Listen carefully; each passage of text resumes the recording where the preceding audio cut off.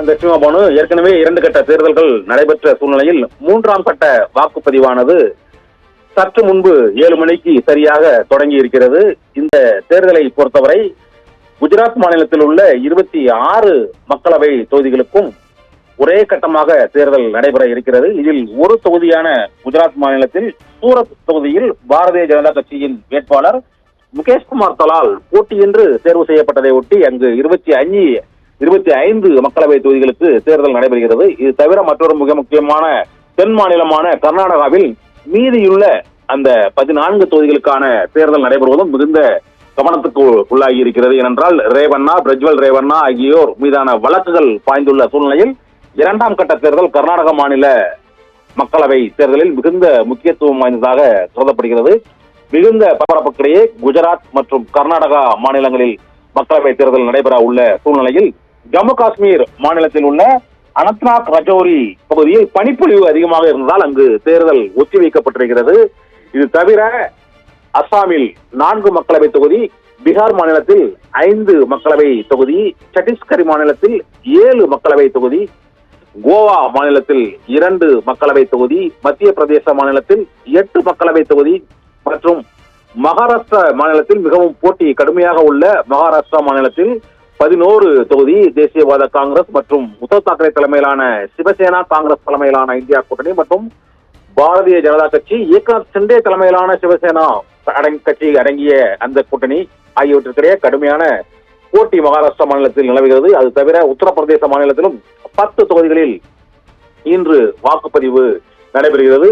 மேற்கு வங்க மாநிலத்திலும் 4 தொகுதிகளிலும் தாத்ரா நகர் கவேலி மற்றும் டாமன் டையூ ஆகிய யூனியன் பிரதேசங்களில் 2 தொகுதிகளிலும் தேர்தல் நடைபெறுகிறது. தற்போது தொடங்கி நடைபெற்றுக் கொண்டிருக்கிறது.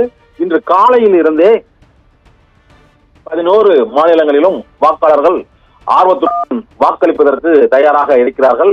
இன்றைய 3ஆம் கட்ட தேர்தலில் முக்கிய நட்சத்திர வேட்பாளர்களாக உள்துறை அமைச்சர் அமித்ஷா மற்றும் ஜோதிராதித்ய சிந்தியா மத்திய பிரதேச மாநிலத்தில் போட்டியிடுகிறார். இதே போல உத்தரப்பிரதேச மாநிலத்தில் அகிலேஷ் யாதவின் மனைவி டிம்பிள் யாதவ் மற்றும் மத்திய பிரதேச மாநிலத்தில் முன்னாள் முதலமைச்சர் சிவராஜ் சிங் சௌகான், மகாராஷ்டிரா மாநிலத்தில் சரத்பவாரின் மகள் சுப்ரியா சுலே உள்ளிட்ட முக்கிய வேட்பாளர்கள் உட்பட 1351 வேட்பாளர்கள் களத்தில் இருக்கிறார்கள்.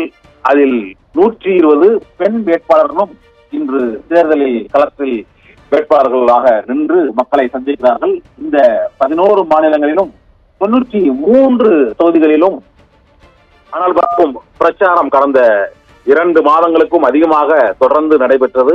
பாரதிய ஜனதா கட்சி தலைமையிலான இந்தியா கூட்டணிக்கும் பாரதிய ஜனதா கட்சிக்கும் காங்கிரஸ் தலைமையிலான இந்தியா கூட்டணிக்கும் இடையே கடுமையான போட்டி இந்த 3ஆம் கட்ட தேர்தலில் நிலவுகிறது. ஏனென்றால் குஜராத், மத்திய பிரதேசம், கர்நாடகம், மகாராஷ்டிரா, உத்தரப்பிரதேசம் ஆகிய 4 மாநிலங்களிலும் கள நிலவரம் மாறி இருப்பதாக அரசியல் விற்பனர்கள், அரசியல் கணிப்பாளர்கள் தெரிவித்துள்ள சூழ்நிலையில் இந்த 3ஆம் கட்ட தேர்தலானது மிகுந்த ஒரு முக்கியத்துவம் வாய்ந்த தேர்தல் வாக்குப்பதிவாக கருதப்படுகிறது.